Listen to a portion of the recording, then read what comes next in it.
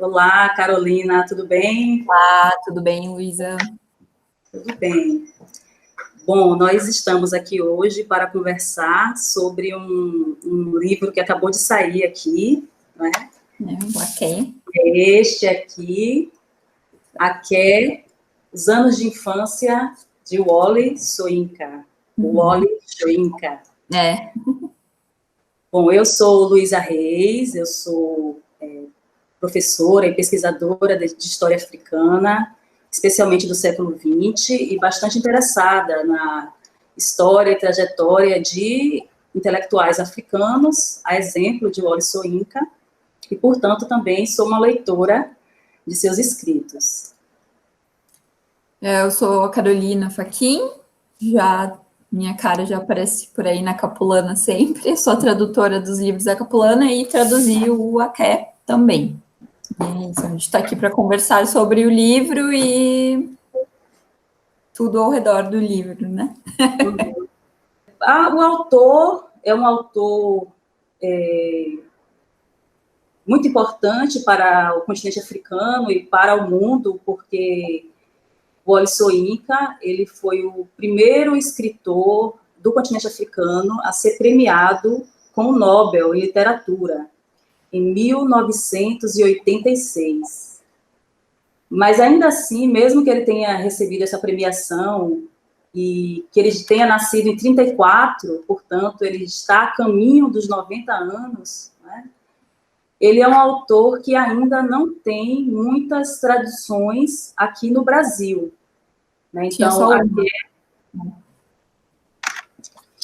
Aké é um desses livros, né? É o segundo livro de Soyinka que é editado aqui no Brasil. Isso, porque só tinha uma peça dele, né? Que é o Leão e a Joia, que eu acho que é a mais conhecida dele mesmo, assim, né? Tenho a impressão que por isso que ela estava traduzida aqui, não sei. Bom, O Leão e a Joia é um texto que eu conheço bem, porque trabalhei com meus estudantes aqui na Universidade Federal de Pernambuco. Nós gostamos tanto do texto que chegamos a dramatizá-lo. Então, foi uma experiência bem rica, né? E foi assim que começamos a conhecer melhor este escritor, ensaísta, dramaturgo por excelência, né, com muitas montagens e peças teatrais publicadas, com uma vasta produção, né, ele publica desde o final dos anos 50 até hoje, né, nós estávamos conversando, né, que ele agora anunciou, não foi, Carolina, que vai publicar um texto.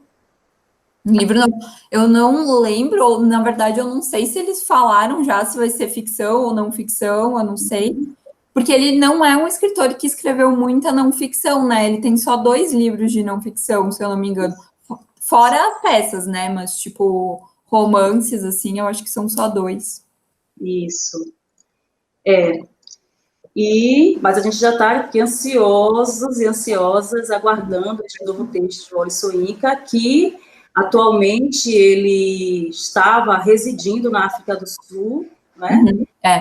Morou bastante tempo nos Estados Unidos, viaja à Nigéria com regularidade, e tenho certeza que se não fosse por ocasião desta situação, né, de pandemia que nós vivemos atualmente, ele teria vindo pessoalmente ao Brasil para fazer o lançamento deste livro, como ele fez na oportunidade do lançamento de O Leão e a Joia, em 2012. Foi quando eu tive a oportunidade de conhecê-lo, no lançamento de seu livro. Sabe que ele foi na URGS, e eu estava estudando lá na época, e eu não fui na palestra dele, por que eu não fui? Oportunidades perdidas. Eu acho que essa vez que ele foi ao Sul foi a última vez até agora que ele, né, até então, que ele veio ao Brasil. Então, curiosamente, Soyinka é um autor, um intelectual que sempre manteve diálogo com o Brasil, com intelectuais aqui do Brasil, e realmente a gente tem sempre que chamar atenção para o fato de que ele precisa ser mais lido, né? E aqui agora é uma oportunidade de que o público brasileiro tenha acesso a esse texto, que é um texto de memórias. É isso? Isso. Então, vamos lá, falar do livro. Aké, Os Anos de Infância. Eu quero só complementar uma coisa, porque ele foi o primeiro autor africano negro a ganhar, né, o Nobel. O primeiro africano foi o Camus, Camus, sei lá, que ele é argeliano, né? E aí ele ganhou. Eu também achava que ele era o primeiro, e aí nas nossas pesquisas para escrever a biografia dele, a gente descobriu isso, que ele foi o primeiro africano negro a ganhar, o primeiro foi o Camus. Exatamente. É meio totalmente absurdo, né? Que ele, eu acho que é um de só três autores negros que ganharam o Nobel da Literatura. É ele, a Toni Morrison, e eu acho que tem mais uma pessoa que eu não estou lembrando. Esse terceiro eu também eu sei do Soyinka e da Toni Morrison. Então, né? Tem comentários. Neste livro, vamos lá então, foi uma leitura maravilhosa. Vamos comentar sobre o livro livremente, né? A ideia aqui é só a gente apresentar um pouco para o público brasileiro de que se trata Aké, Os Anos de Infância. Uhum. O livro ele é uma autobiografia, né? O Soyinka já adulto, revivendo e recontando as memórias dele de infância, então dos 2 anos e meio de idade até os 11 anos, quando ele sai de Aké, né, da cidade onde ele cresceu, para ir para o colégio do governo, que a gente estava falando antes, que é em Ibadan, né, que era uma cidade um pouco maior, perto. E são o que é, para mim, né, o que é mais interessante desse livro, para além da escrita do Soyinka, que é maravilhosa, seja em que tipo de texto for, os ensaios dele são ótimos também, ele escreve muito bem, mas a parte mesmo do entrelaçamento com essa parte da história da Nigéria que pouca gente conhece, né, ainda, e da história mundial mesmo, né? Porque é na mesma época da Segunda Guerra, então, tem várias coisas acontecendo, Hitler e o avião passando pela primeira vez por cima da cidade, todo mundo ficando, né? Eu acho muito legal a parte que ele conta do primeiro avião passando e as pessoas correndo para acompanhar até o avião sair de vista, né? O rádio chegando na casa e ele não entendendo muito bem o que é o rádio, o que é aquele programa de rádio e as notícias que o pai para todo dia para escutar e tal. É muito interessante, assim, porque são os olhos de uma criança. E claro que, como a gente estava falando, tudo a gente tem que lembrar que é um autor que está escrevendo em primeira pessoa, né? Narrador em primeira pessoa é sempre essa coisa que a gente tem que se questionar. Mas eu acho que é tudo muito, muito interessante o jeito que ele coloca, assim, então quase não importa se são memórias de verdade ou não. E eu realmente acho que são, eu acho que é só aquela coisa da nossa memória de infância que a gente vai embelezando com os anos, assim, né? Mas eu acho que ele é bem honesto até, porque ele fala mesmo das próprias malcriações, né, das coisas que ele não sabia, ou enfim, que ele entendia errado e tal.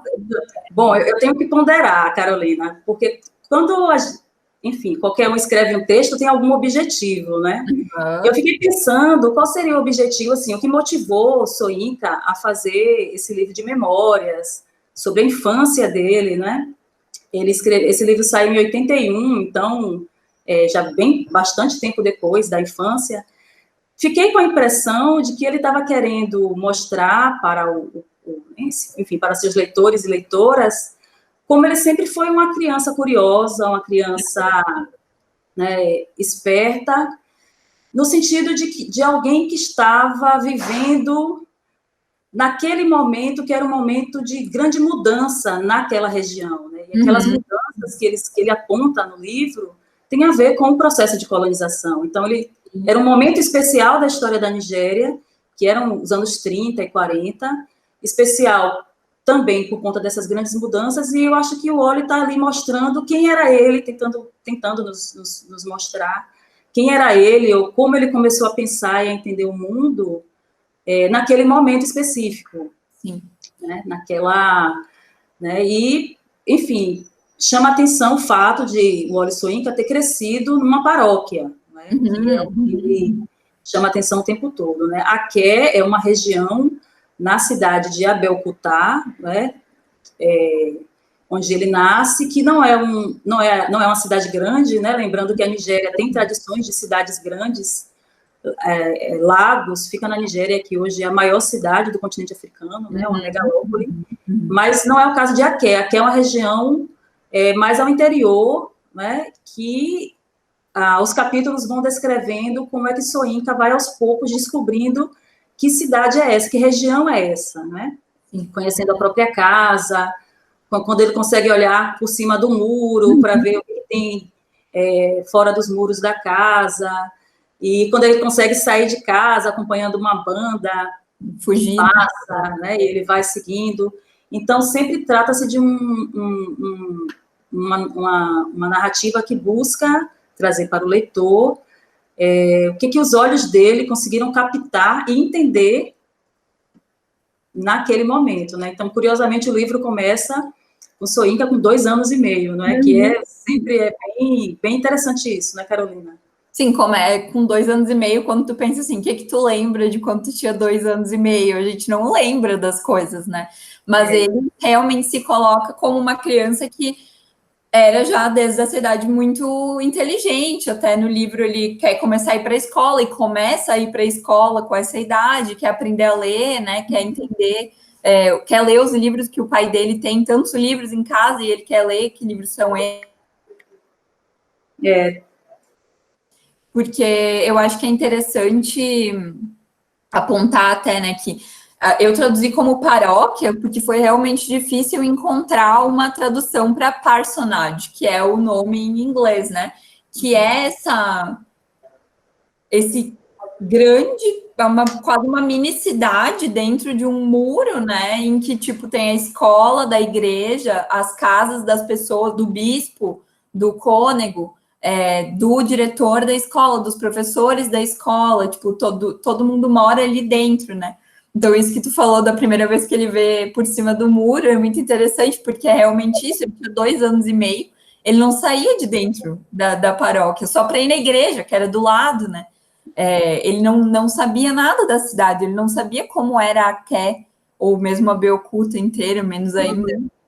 Então, é bem interessante, realmente. Eu acho que foi um jeito que ele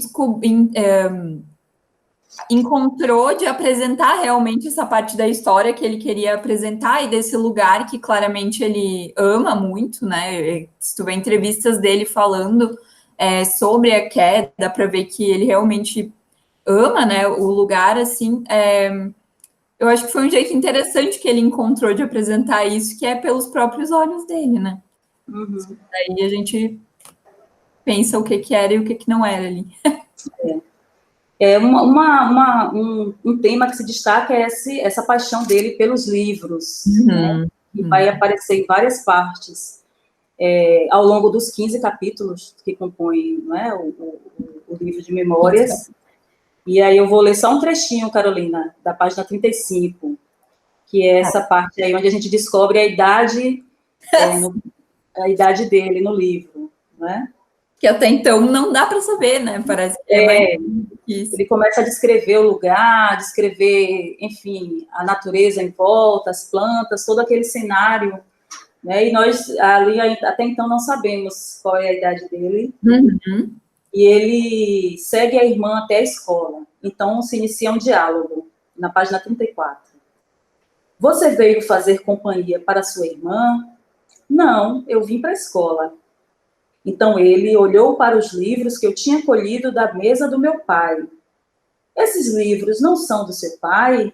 Sim, eu quero aprender com eles. Mas você ainda é muito novo, Wole. Eu tenho 3 anos. Lawanlê se intrometeu. 3 anos, é? Não dá bola não, senhor. Ele só vai fazer 3 anos em julho. Eu tenho quase 3. Enfim, eu vim para a escola. Eu tenho livros. Então, é só um trechinho aí do diálogo em que ele, a despeito das recomendações da sua família, que aguardasse crescer um pouco mais para poder ir para a escola com sua irmã mais velha, mas ele começa a estudar, então, a frequentar essa escola desde muito cedo, né? É que tem várias coisas envolvidas ali, né? Que a irmã dele era a companheira dele, né? E aí ela começou a ir para a escola. Então, obviamente, isso dá uma curiosidade do tipo, eu tenho que ficar em casa agora enquanto ela vai lá, né, aprender. E a outra coisa era isso, que o pai dele e a mãe também eram leitores, né? Eram pessoas interessadas em educação. O pai dele, diretor, professor. Então, ele também tinha essa coisa de, bom, eu quero aprender, eu quero estudar, eu quero saber o que meu pai está lendo, né? E é muito bonitinho a parte antes dele ir, né? Que ele faz todo o plano, assim, ele separa os livros que estavam na mesa do pai dele, já deixa de canto, para no dia seguinte sair escondido na hora do café da manhã e seguir a irmã até a escola. Tem mais um trechinho aqui na página 33. As ferramentas ao ar livre se transformavam novamente em livros. Livros de exercícios, lousas, livros debaixo dos braços, em caixinhas de lata ou carregadas na cabeça, em sacos de tecido jogados sobre o ombro. Então, ele está sempre falando dessa relação com os livros, né, dessa intenção de ler os livros, e quando, em outro momento, bem mais à frente, em outro contexto, que ele pensa que vai fugir de casa, a primeira coisa que ele arruma são os livros para ele poder ir embora. Né? E essa parte que tu leu agora, ele ficava observando os alunos, né? Ele ficava observando a turma da irmã dele, a turma dos alunos mais velhos também, e ficava vendo o que eles faziam, porque essas atividades ao ar livre que eles faziam era, tipo, na frente da casa dele, assim. Então, ele queria ver o que estava acontecendo, né? Era isso, ele se coloca como uma criança muito curiosa, muito inquisitiva, inclusive isso é um problema, né, porque o tempo todo uma coisa recorrente no livro é os pais falando, para de fazer pergunta, tu faz pergunta demais, meu Deus, é impossível conversar contigo porque tu só fica fazendo pergunta, e ele fica meio, por que eu não posso fazer perguntas, assim, né, ele não entende muito. Tem até uma frase do avô, bem que eles me avisaram que você ia me matar de tanto fazer perguntas. Né? Ele não para.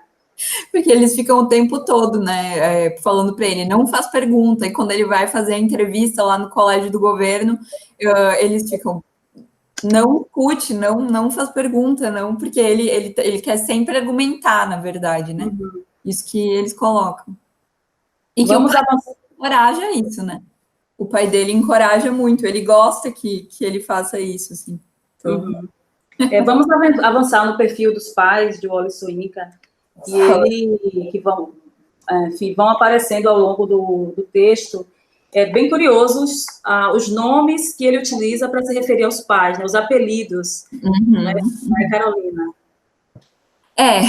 Olha, o pai foi fácil até, né? Porque em inglês é essay, ensaio, é assim que ele chama, porque o pai estava sempre lendo e escrevendo, imagino que sempre lendo e escrevendo, e era um homem também muito argumentador, né? Tem várias passagens dele discutindo com os amigos e levando as discussões super longe, assim, do tipo, como brincadeira, mas também não, assim, né? Uma coisa bem fazia parte. A mãe é um pouco mais complicado, porque em inglês era Wild Christian, que em inglês tá ótimo, wild tem muitas acepções, é uma palavra que quer dizer muita coisa. Mas em português, como é que tu coloca? Porque a primeira coisa que a gente pensa com wild é selvagem, mas não era isso que ele queria dizer. Talvez até pudesse ser, no sentido de selvagem, de descontrolada, assim, de passional, né? Aquela coisa assim. Mas não era exatamente. No fim, ficou cristã impetuosa por causa de uma passagem da Bíblia que fala de um vento impetuoso, e tem uma parte no livro que fala alguma coisa disso, daí eu fui procurar, e eu pensei, tá, vai ficar cristã impetuosa. Não, como falam em inglês, não rola da língua tão fácil quanto Wild Christian, mas eu acho que passa a ideia.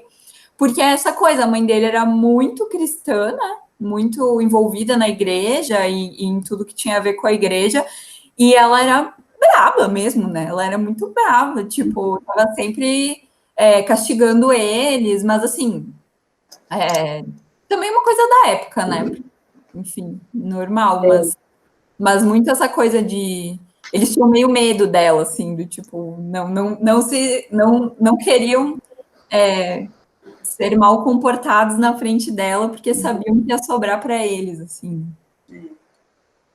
Tanto que em alguma passagem ele disse que parece que ela surgia do nada, parece que ela tinha alguma propriedade do tipo voar, porque ela do nada aparecia onde ele estava aprontando alguma coisa.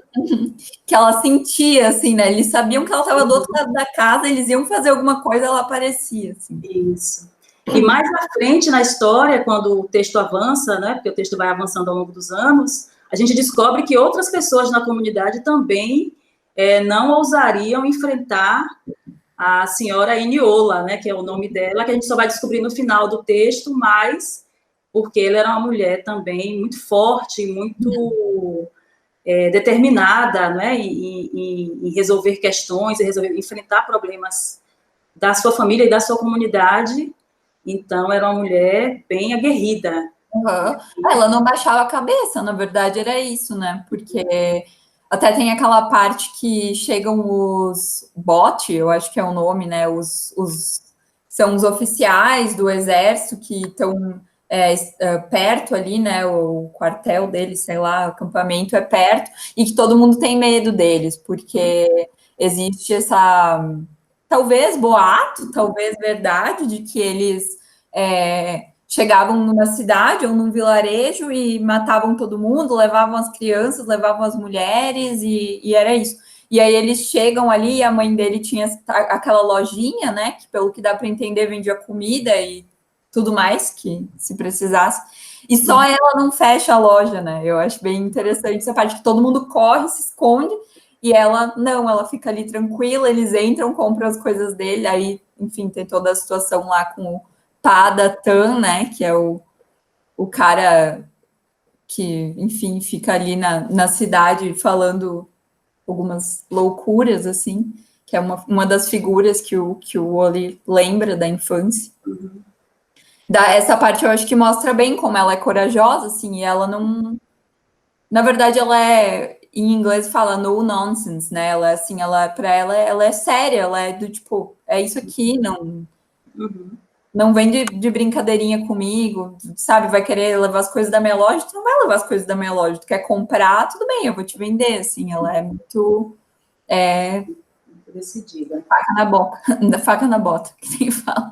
Isso. E aí, nessa atitude da mãe dele, em conjunto com a tia dele, que nós temos, já avançando bastante na história, mas sem revelar tudo, que nós temos o episódio fantástico em que o Oli narra a mobilização dessas mulheres em Abeokuta, né, quando elas vão reivindicar, quando elas vão dizer chega à cobrança abusiva de impostos. Uhum. Então, essa é uma das passagens deste livro, que está muito conectada com a história da Nigéria, né, que é essa mobilização das mulheres, que, no final, se somou às mobilizações pelo fim da colonização. Né? Isso que eu ia dizer, porque ao mesmo tempo que estava acontecendo essa insurreição das mulheres, ele também comenta que a Bere mesmo, né, a Bere Kuti e o reverendo Kuti também vão para a Inglaterra junto com outros jovens e pessoas que querem reivindicar que acabe mesmo, né, o governo britânico na Nigéria, assim. Então já estão começando esses sussurros, digamos assim, e ele até diz que os alunos e ele mesmo juntam todas as moedinhas que eles têm para, tipo, contribuir com o dinheiro para essas pessoas irem para a Inglaterra, né? Então, é bem interessante, assim. É daí que vai surgir a União das Mulheres da Nigéria, né? Dessa mobilização em que muitas mulheres, inicialmente lideradas por um grupo do qual participava, né, a mãe de Wally, a tia, enfim, que trabalhavam nessa paróquia, que começaram a desenvolver o trabalho de acolhimento de mulheres e diálogo, e vão começar a ampliar o entendimento sobre as violências que essas mulheres passavam, especialmente em relação à cobrança de impostos, né, na qual elas tinham suas mercadorias levadas, e aí de mobilização. Emboscadas, indo para casa, né, uma coisa bem horrível, assim, na real. E o texto, então, vai mostrando que é outro componente muito interessante, essa mobilização e movimentação e articulação dessas mulheres nessa região, não é? Em várias passagens ao longo do livro, ele vai narrar como ele observava essas mulheres do comércio, essas mulheres que faziam remédio, essas mulheres que iam para a igreja, dessas mulheres que realizavam práticas tradicionais.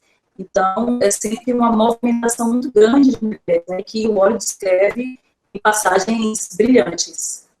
Tem uma parte que eu acho muito, muito legal, que é quando ele segue, né, aquele desfile, que ele daí vai parar lá do outro lado da cidade, ele nem sabe mais onde ele tá, mas ele passa por um mercado, e aí ele entra no mercado, né, mercado ao ar livre, tipo uma feira, né, e daí ele chega nas banquinhas de chás e ervas e coisa, né, e daí ele vê umas mulheres velhas, né, e ele fala, meu Deus, são essas as bruxas que as pessoas falam pra gente, será que são essas mulheres? Porque ele diz que elas são muito enrugadas e tal, então sempre tem essa...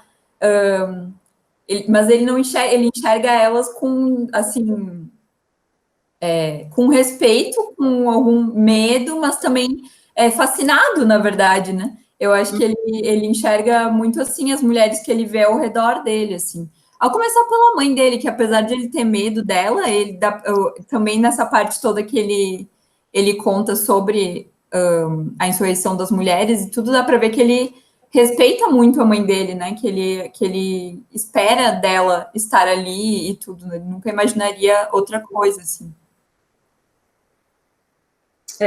Nós até marcamos algumas passagens, não foi, Carolina, sobre essa... Você queria ler alguma delas? Sobre essa força das mulheres de Aké e região. Podemos ler. Então, porque o que acontece é que começa essa insurreição e elas vão falar com o Alak. O Alak é como se fosse... Na verdade, é um chefe tradicional, né? É como se fosse Alak, eu acho que é rei, traduz, na verdade. Mas, obviamente, também existiam as lideranças coloniais ali no meio, que é o chefe, acho que é administrador britânico. Mas o Alak é para quem eles pedem coisas, é para quem eles... é quem eles respeitam ali no meio, na verdade, né? E daí tem o Palácio do Alak, que é onde ele mora e é onde todos os acontecimentos políticos acontecem, na verdade, né?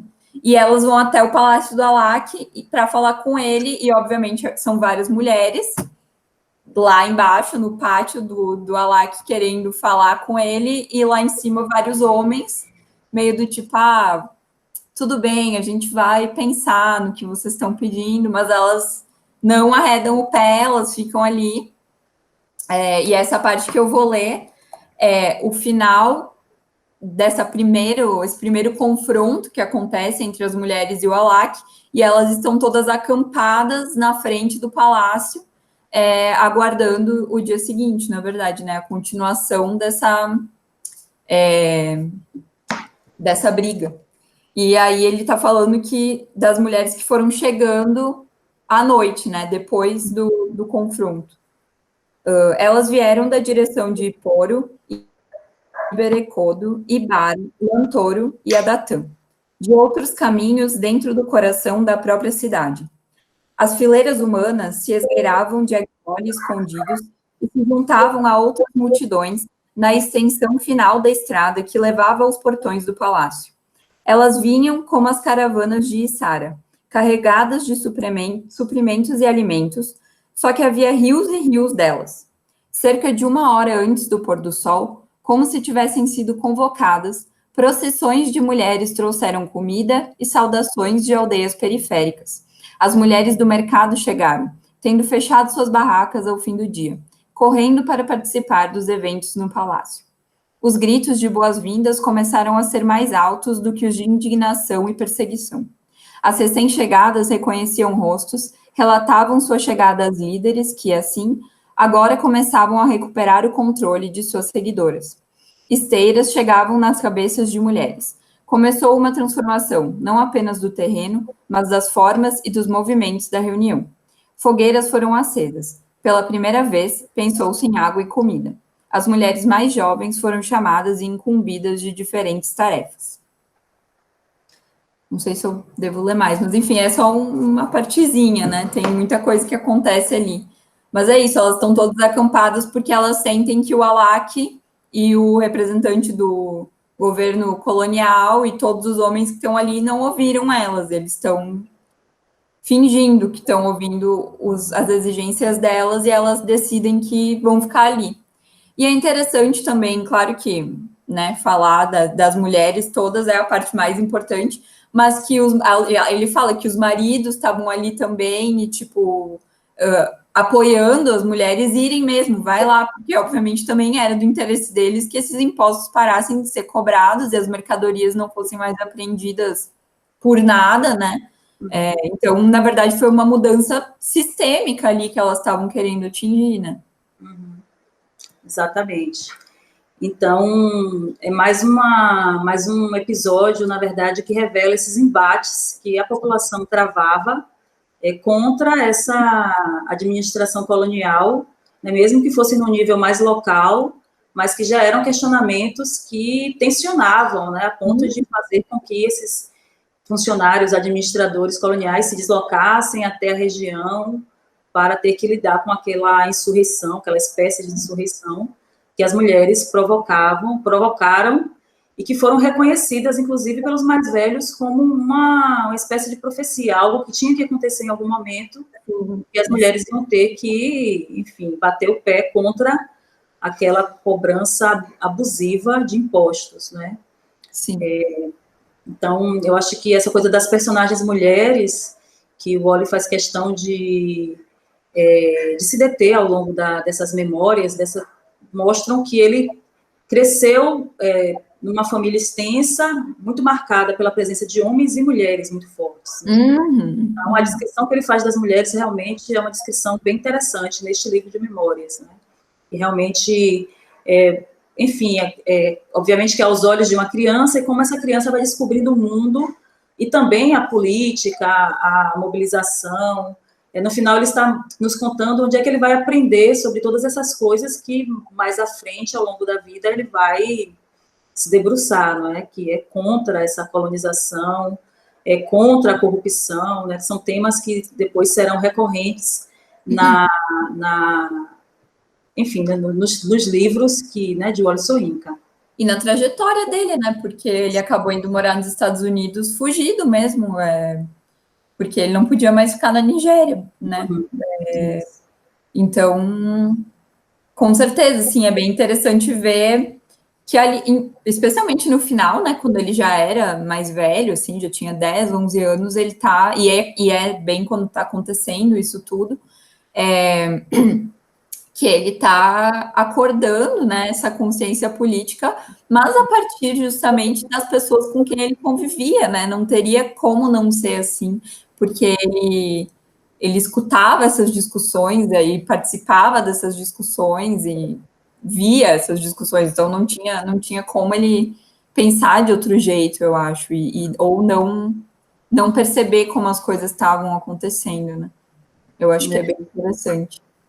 Eu fiquei pensando que o Wally escreveu esse texto ele foi lançado em 81, né, inicialmente, e fiquei pensando se a decisão de escrever sobre suas memórias não teria relação com o fato de ele ter ficado preso anos antes, né, no final dos anos 70, no início dos anos 70, por ocasião dos conflitos, da Guerra do Biafra, etc., na Nigéria, grandes conflitos, né, que foram, que resultaram em muitas mortes, e que foi dessa prisão de Soyinka que surgiu o seu primeiro texto autobiográfico, né, seu primeiro texto que buscava refletir sobre sua própria experiência, né. E aí, enfim, aí na sequência, o próximo livro de memórias dele será esse, a Kerry, quando ele retorna à sua infância, talvez no desejo de mostrar, sei lá, de escrever para si, também de mostrar para os outros, de onde é que surge esse homem, né? Como foi gestado e como foi criado esse homem, que naquele momento, então, estava ali lutando por direitos para a sua população, por cidadania, né? Contra a colonização, contra a manutenção de laços coloniais, né? Contra a corrupção, fortalecendo essas independências africanas, e que, como muitos intelectuais africanos, foram duramente perseguidos, duramente censurados, né? Tiveram que sair de seus países muitas vezes. Então, olha, é um caso, e que a gente tem vários casos ao longo do século XX, inclusive do próprio Chinua Achebe, que, né, o grande escritor nigeriano, né, considerado o primeiro a se destacar como uma obra que é considerada clássica, que também tiveram que deixar, né, a Nigéria por conta dos conflitos que se seguiram nos anos 70. Né? Então, também me parece que é também uma maneira de Wole mostrar para todos nós que garoto era esse naquela fase tão transformadora. Não sei, é o início de tudo ali, tipo... Tão transformadora, porque o livro o livro se remete aos anos 30, né? 30, a partir dos anos 36, 37, mais ou menos, e vai até 1945, né? Então, é mais ou menos dos 3 anos de Wole, né? Dos 2,5 até os 11 anos. Então, quando os marcos no livro é quando ele entra na escola, né? Naquela passagem que eu já li. Aí, quando ele vai para a próxima escola, né? Isso, quando ele vai para uma escola que tem né? Que tem outra organização. Logo mais falaremos sobre essa escola.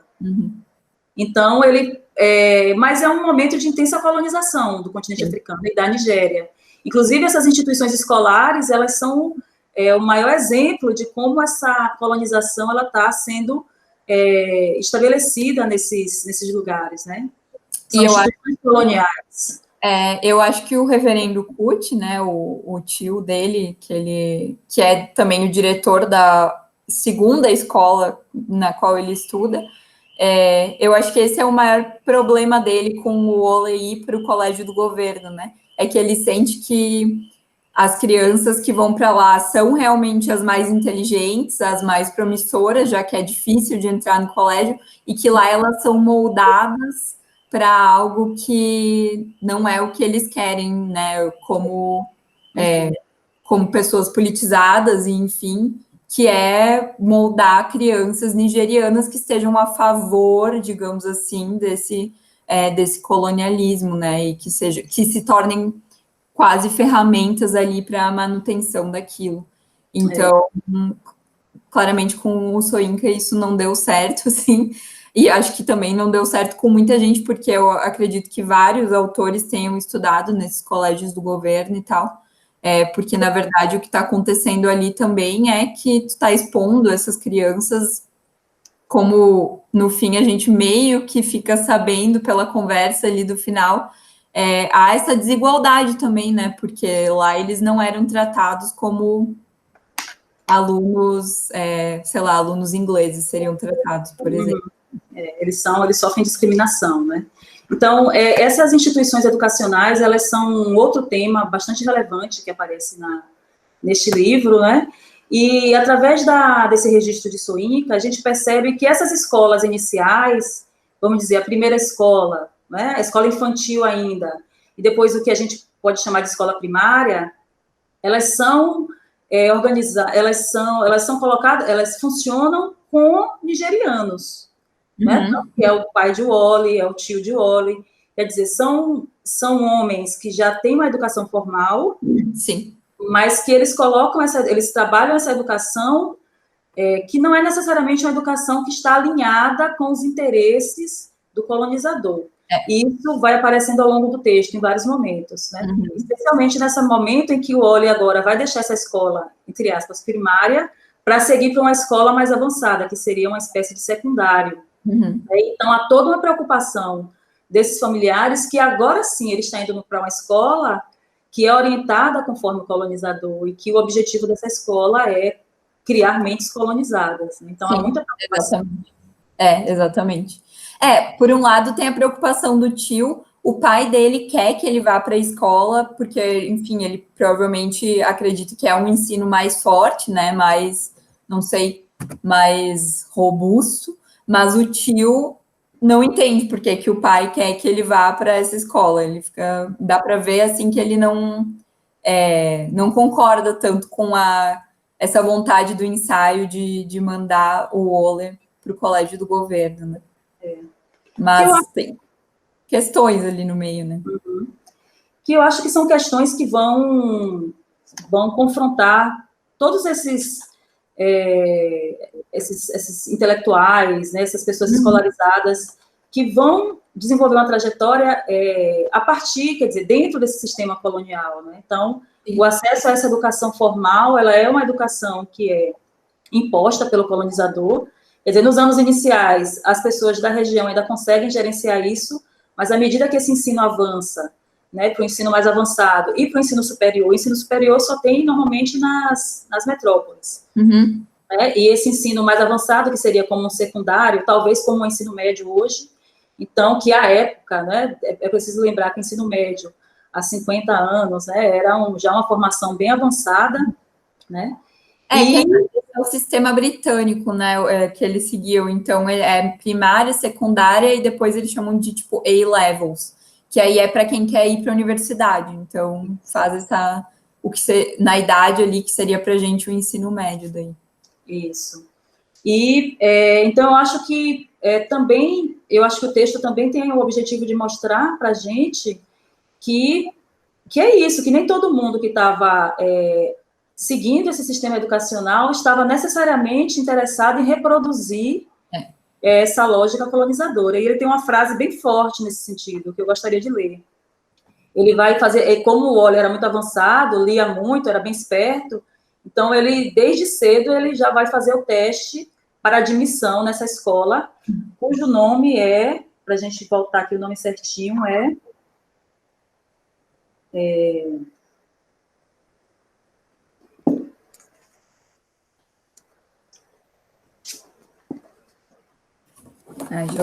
nós não anotamos o nome da escola. Porque depois essa escola vai se transformar em universidade, Carolina. Por isso que o nome dela quando ela era escola, quando ela era colégio. Né? Deixa eu só ler, então, aqui, enquanto...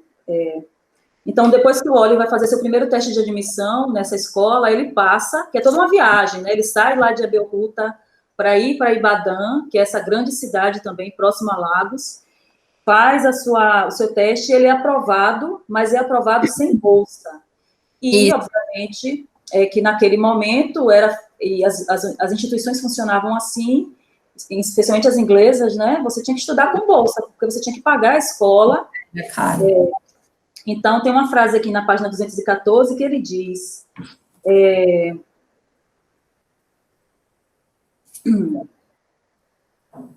Eu vou ler o parágrafo. Quando os resultados finais foram publicados, meu nome estava na lista. Eu havia sido aceito, mas sem bolsa de estudos. Isso significava esperar mais um ano por outra tentativa. Joseph foi muito afetado pela decisão, pensou no assunto por um longo tempo e depois foi falar com a cristã impetuosa. Mamãe, por favor, peça para ele não discutir com os brancos. Olha, óbvio que ele foi aceito. Eles sabem que ele é inteligente. Mas você acha que os brancos vão alimentar um nativo só para ele criar forças para cortar a cabeça deles com um facão? Que daí entra naquela coisa também que a gente estava falando antes, dele ser muito inquisitivo, de ele querer argumentar. Então, o Joseph, que é na verdade, como se fosse um empregado, mas adotado da família, assim, né? Ele pensa que foi por isso e não tá errado, né? Que se eles viram que o Oller era inteligente, também é...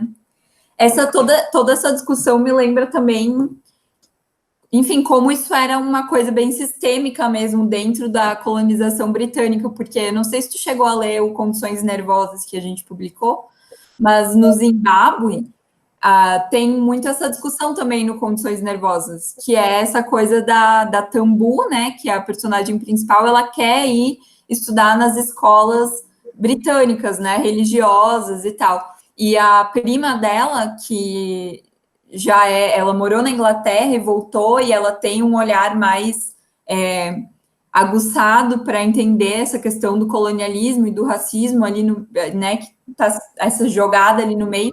Ela fala para ela com todas as letras, ela diz, olha, óbvio que tu vai ser aceita porque tu é inteligente, eles não querem deixar as pessoas mais inteligentes, né, os nativos mais inteligentes, soltos, eles querem debaixo dos olhos deles para poder moldar a cabeça do jeito que for melhor, né?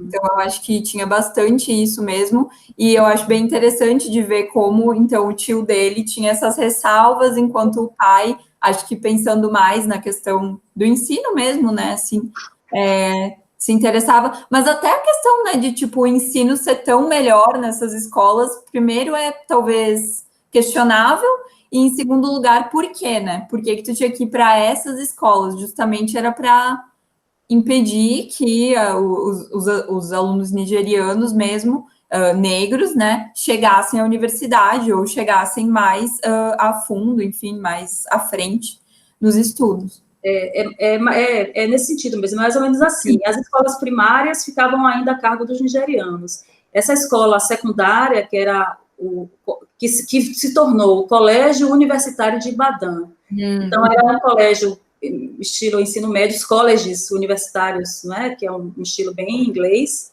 mas não tinha outra escola, Carolina. Eles tinham, para você fazer uma espécie do ensino médio, você tinha que ir para a escola mais elaborada, que era uma escola, aí sim, né, que é essa escola que a gente está vendo toda essa discussão aí no texto, que é uma escola colonial e que tinha o objetivo de colonizar mesmo as cabeças dos estudantes. E se a pessoa quisesse fazer ensino superior, ela teria que sair do país, porque o colégio mais avançado que havia na época era esse. Depois, próximo da independência, esse colégio universitário de Ibadan vai se tornar a Universidade de Ibadan, que até hoje leva o título na Nigéria de ser a primeira universidade que foi fundada na Nigéria, é essa de Ibadan, que tem a ver com toda essa história.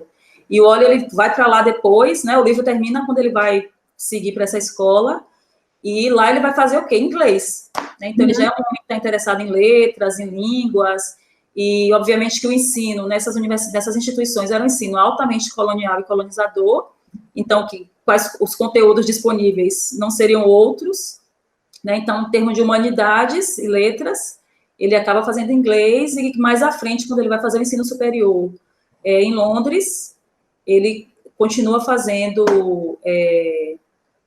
enfim, ele continua nesse estudo da língua, né, e, enfim, depois tira essa habilitação e vai trabalhar com a dramaturgia. Isso. Né? Isso. Lembrando que o autor mais lido, isso é bem marcante, quando a gente vai estudar a educação nesse período, era Shakespeare, né? O que eles iam ler? Numa escola de orientação inglesa, esse era o considerado o maior dramaturgo, etc. Então, ele foi estudar esse trabalho para depois construir o trabalho dele, né? É isso que é mais lido, se bobear. Até hoje é isso que é mais lido. Na letras, eu sei que eu li Shakespeare. E eu não li Soyinka, não li, tipo, uma peça, mas eu li Shakespeare. Então, até hoje tem isso, né? Tanto que quando o Soyinka começa a produzir suas peças teatrais, que assim que ele termina o curso superior dele, antes da independência, em 58, ele já começa a fazer as peças. Leão e a Joia, que foi publicado aqui, ele é dessa época. Ele é montado em 58, 59 e é publicado depois, em 62. Então, quando ele começa a fazer, já é para ter esse material. Nossa, ele é muito jovem quando ele escreveu Leão e a Joia, então.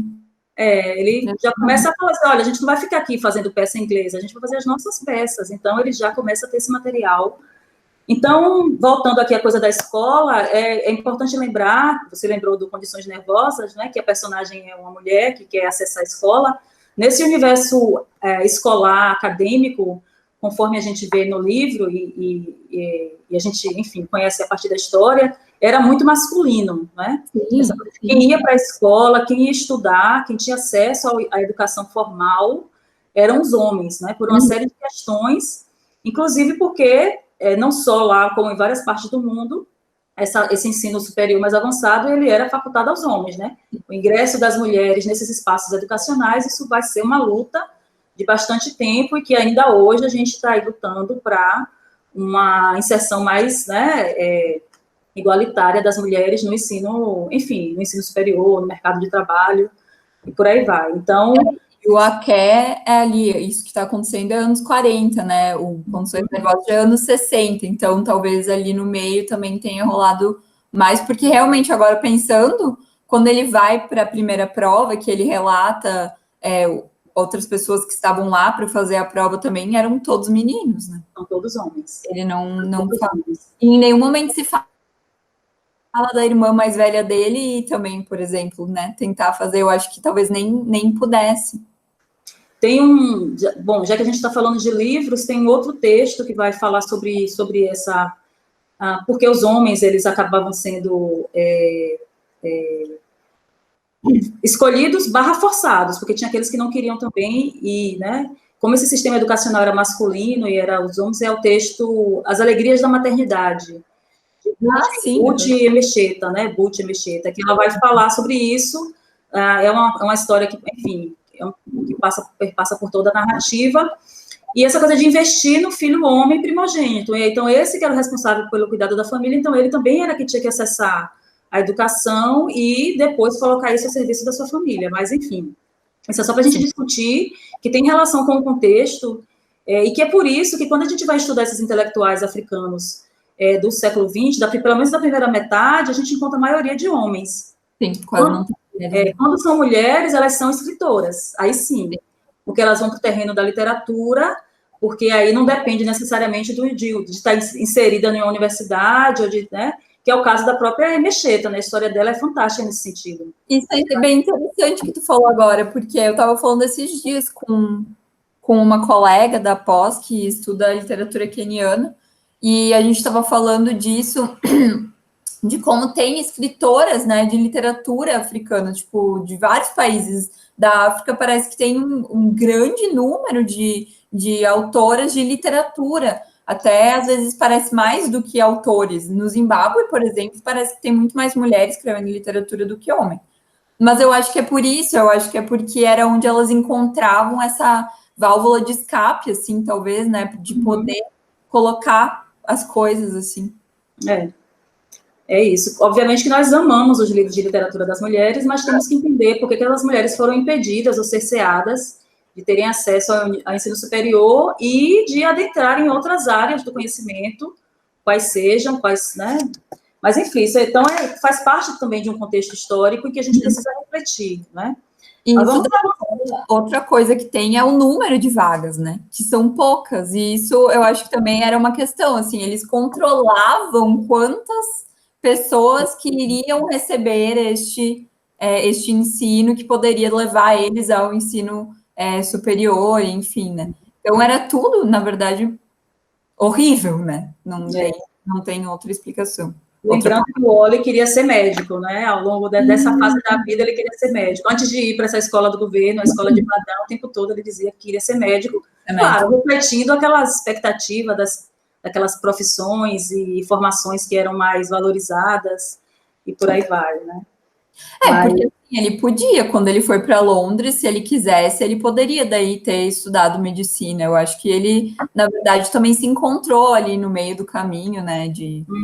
E daí tu pode me corrigir se eu estiver errada, porque eu acho que tu sabe, aliás, eu tenho certeza que tu sabe muito mais do que eu sobre a história do Soyinka, mas foi com as peças dele que foi a partir disso que ele passou a ser perseguido politicamente, né, por causa das peças dele, porque as peças são todas de denúncia, na verdade, né, das coisas que estavam acontecendo. Um tema que o Wally vai abordar desde o início, desde o Leão e a Joia, que parece ser um texto, que é um texto satírico para a gente rir, mas é um texto que já coloca algumas questões, o Wallace sempre vai falar da corrupção, né? Que é um tema que aparece aqui no Aqué, né? Da conveniência dos chefes tradicionais com aquela cobrança abusiva de impostos, né? Como eles se beneficiavam de alguma forma, eles também não faziam nada para enfrentar aquilo. Então, Soyinka vai abordar a corrupção de uma maneira muito incisiva e, obviamente, que esse não é um tema que as pessoas que acabaram de chegar ao poder, né, que estão se estabelecendo, né, e que, enfim, que vão acabar desenvolvendo práticas de corrupção, não é um tema que elas querem... De interesse deles. Então, de fato, ele sempre vai ser muito questionado nesse sentido, né, também, porque ele é bem... Tem até uma passagem que eu não marquei aqui, mas um momento que ele fala de mordacidade, que essa é uma característica, que é considerada uma característica da obra de Soyinka. Ele é mordaz, ele é duro, né? Ele é... Então, em alguma passagem aqui do texto, vamos deixar para os leitores e leitoras... O Aqué é diferente nesse sentido, eu não sei se tu sentiu, mas os textos que eu leio dele, realmente, até eu li o The Interpreters, né, Os Intérpretes, que é um dos romances dele, e eu comprei o Season of Enemy, mas eu ainda não li. Mas até a ficção, assim, né, esse livro mais longo, além dos ensaios das peças, realmente é muito incisivo, parece, assim. Enquanto a Cap, talvez por ser dos olhos de uma criança, tem essa coisa um pouco mais engraçada, tem muitas partes engraçadas nesse livro, assim. É bem diferente nesse sentido, a escrita dele nesse livro do que em outros textos. Isso, mas em algum momento ele fala de onde é que... Ele tenta referenciar de onde é que surge essa mordacidade dele, em determinada situação aqui nas memórias. Ele, inclusive, utiliza essa palavra. Eu falei, olha aí, ele querendo dizer de onde é que saiu essa dureza, né, essa que é marcante na obra do Soyinka. Mas vamos avançar, então, Carolina. Eu acho que o que eu gostaria ainda de comentar foi aquela parte que você começou falando, né, das mudanças na época em que a época da infância de Soyinka é a época em que se desenrola a Segunda Guerra Mundial. Né? E é o período, então, em que algumas inovações tecnológicas chegam até Aqué, que ele narra em um dos capítulos, a eletricidade, aquela caixa, né, que é o rádio, e o que mais? Tem mais um avião, você comentou, né, um avião passa pela cidade, quer dizer, uma coisa extraordinária. E aí... É nesse momento que chega toda essa propaganda inglesa contra o nazismo e contra Hitler. Sim. Então, qualquer inimigo é Hitler, e isso é alvo de um dos capítulos. É importante salientar, que eu já vi alguns textos se referindo a que só falam de Hitler, como se o texto só falasse sobre isso. Não é verdade. Isso. Né? É um capítulo dos 15 que ele dedica a esse tema, como todo mundo criaram aquele medo generalizado contra Hitler, né? E aí ele vai falar dessas inovações tecnológicas e aí você falou que ele é engraçado, e uma das partes mais engraçadas do texto é quando aparece um soldado lá no quintal dele, que eles não sabem quem é, e aí vira uma confusão danada com aquele cara maluco, e depois vão descobrir que realmente o cara tinha problemas mentais e que o cara era tio dele. Não é...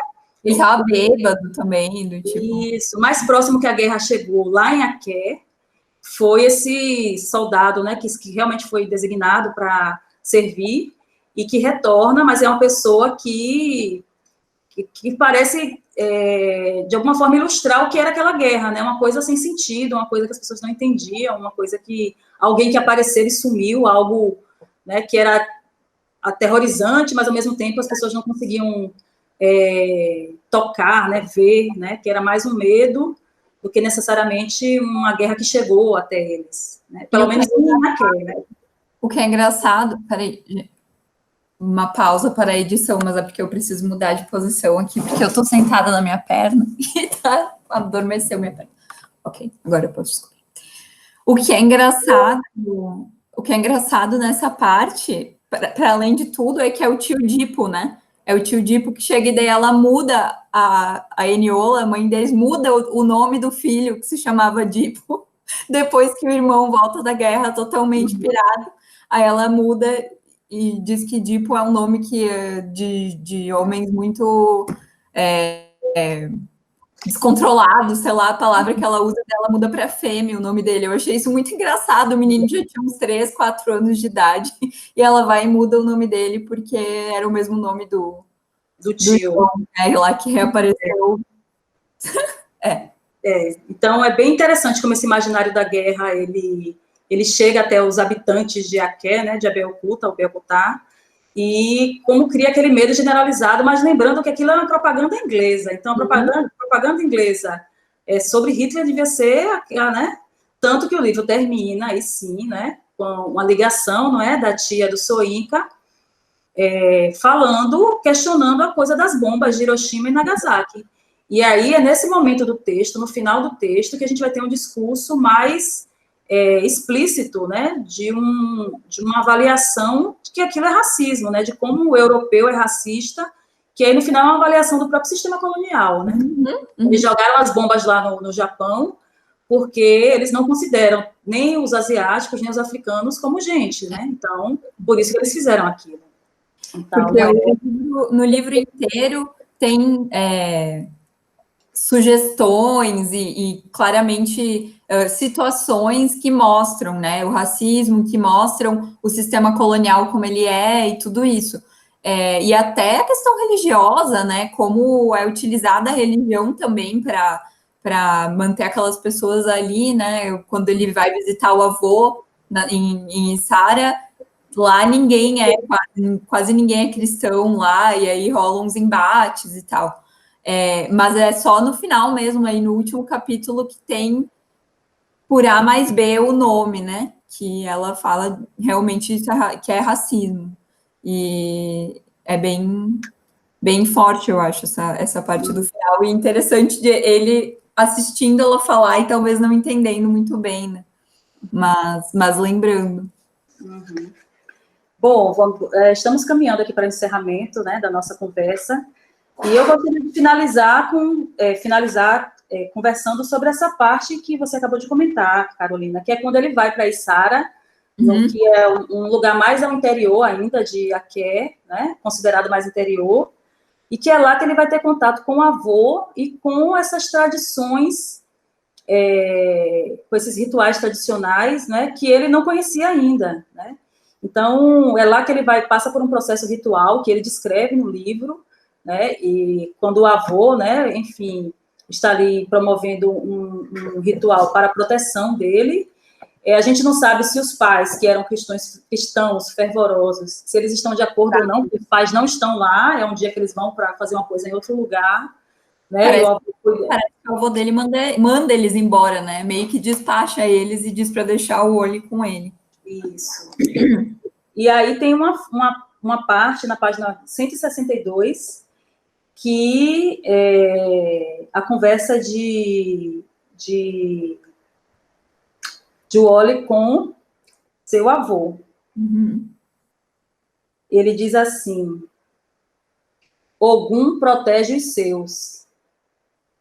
Eu já tinha ouvido esse nome antes. Eu disse: Ogum é o diabo dos pagãos, que mata as pessoas e briga com todo mundo. É isso que ensinaram para você? Ele perguntou. Sim, não é verdade? Papa coçou o queixo e me encarou. Quer dizer, esse momento aí é o confronto aí de toda essa educação cristã que o Wally vinha recebendo, e quando ele vai para o interior e tem contato com seu avô e com outras pessoas daquela região, ele vai se abrir um novo mundo, que é o mundo do culto aos orixás, né? Que ele acaba expressando aí nesse encontro dele com Ogum, que é um orixá que, na verdade, essa região que o Soinka nasce é considerada a terra de Ogum, né, a terra desse orixá, e Soinka vai falar sobre ele nos seus textos, enfim, ele vai falar sempre sobre Ogum, e aí a gente, aqui no livro Aké, a gente tem esse momento do encontro dele com, vamos dizer, do encontro dele com Ogum. Que até logo antes, né, ele fala... Quando eu narrei o incidente com as abelhas e a coincidência daquele aviso premonitório, ele não disse, como a cristã impetuosa teria dito, o Senhor age de maneiras misteriosas.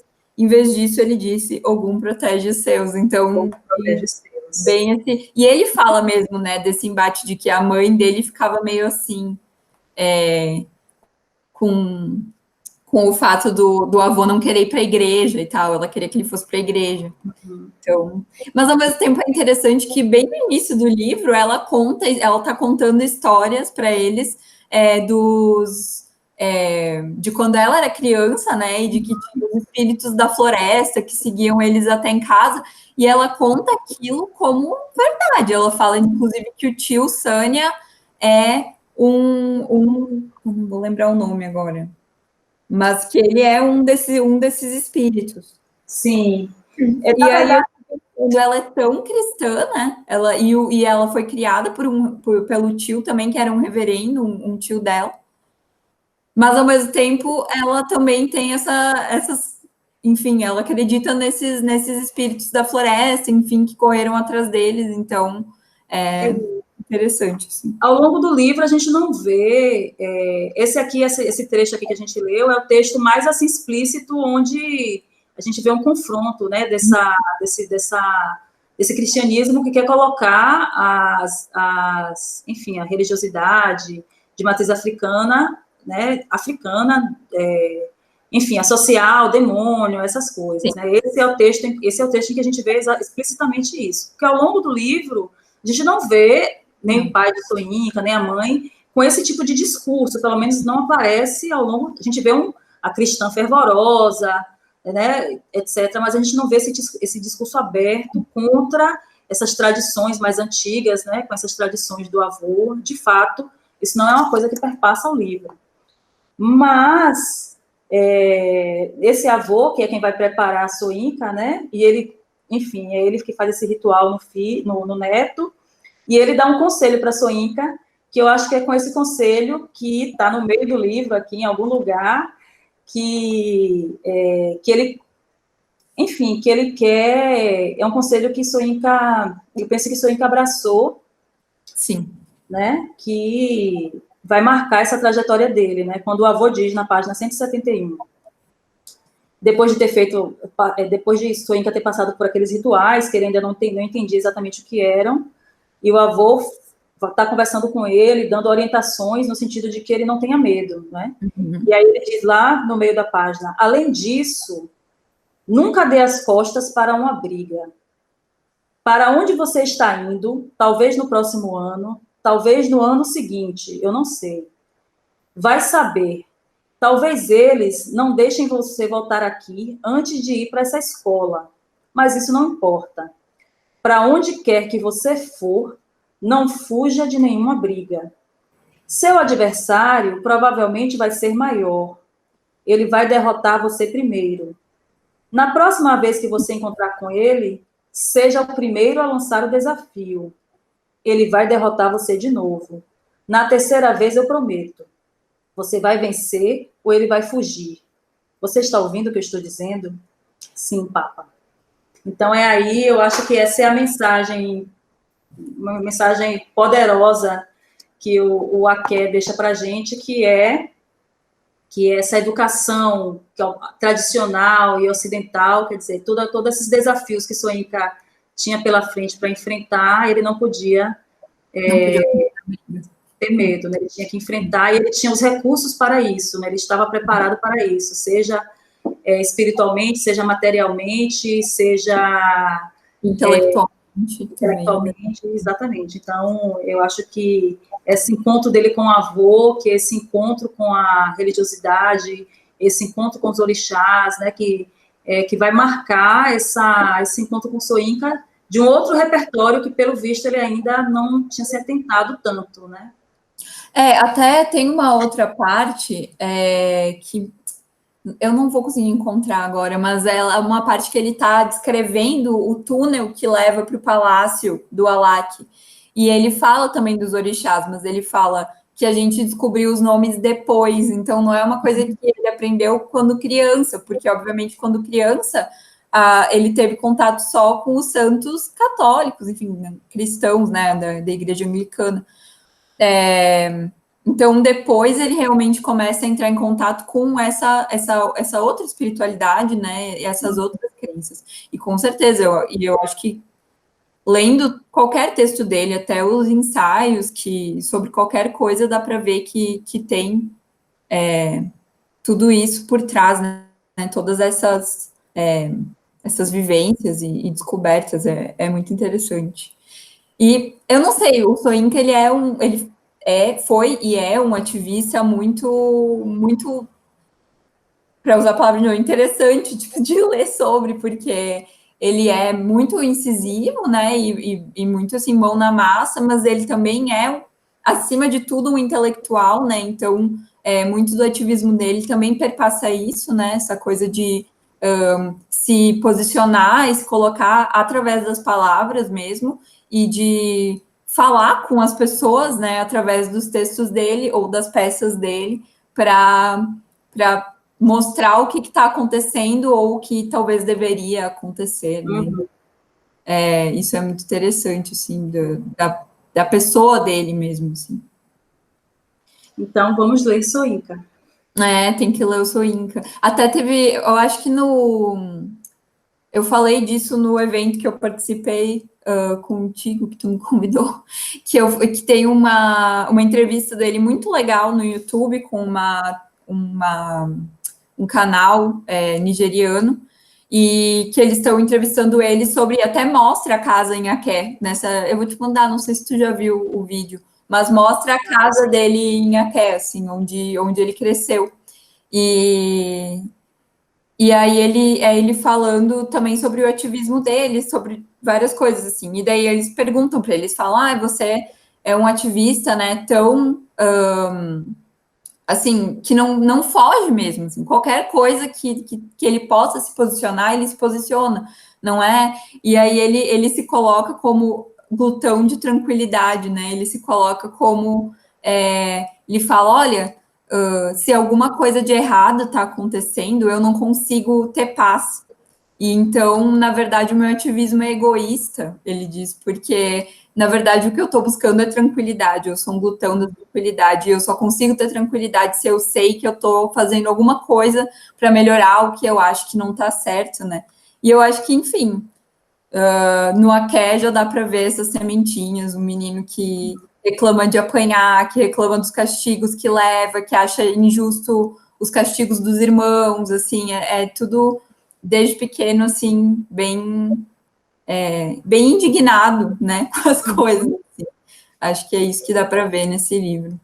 Bem indignado, bem perguntador e bem reflexivo, né? Tá o tempo todo perguntando e o tempo todo pensando, né? Sim, muito dentro da cabeça dele o tempo todo, né? E até uma coisa que é interessante é assim, tá acontecendo uma coisa, daí ele começa a pensar em uma coisa, e aí são páginas e páginas dentro daquele pensamento, de repente volta para onde ele tá, que já tinha até esquecido onde é que ele estava, daí, é verdade, estava acontecendo isso. Então, eu acho que é uma janelinha para talvez entender um pouco desse intelectual e talvez entrar por aí para esse mundo do Soyinka e daí procurar outras coisas dele para ler. Acho que falamos bastante, Carolina, sobre o texto.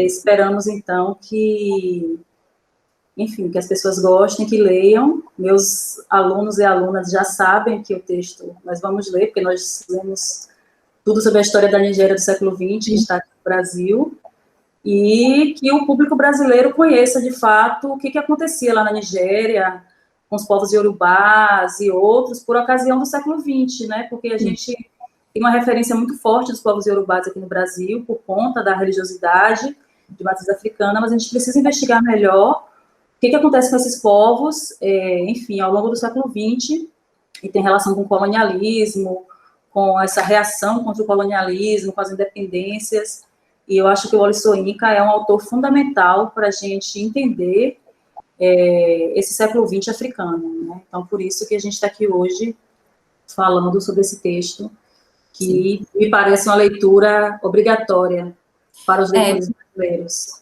Sim, porque além do ponto de vista histórico, também do ponto de vista literário, ele é maravilhoso, é muito bom de ler os textos dele, então não tem para onde fugir, assim, de todos os lados que tu olha, tem que ler o Soyinka.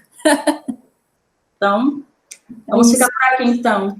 Ficamos. Foi um prazer, Paulina, conversar contigo. Foi. Que a gente se encontre por aí quando der, né? Pois é. Isso tudo. A gente, enfim, continua o nosso papo com o Soinca, com a repercussão, então, desse texto. Né? O que as pessoas vão achar aí. Conversaremos mais. Quero saber o que as pessoas acham quando leem, quero que as pessoas falem sobre, porque eu acho que é assim que gera interesse para ler ainda mais. Tanto Soinka quanto outros intelectuais africanos, nigerianos e de outros países também. Então, tá bom. Foi um prazer. Prazer, Luísa. Tchau, tchau. Tchau.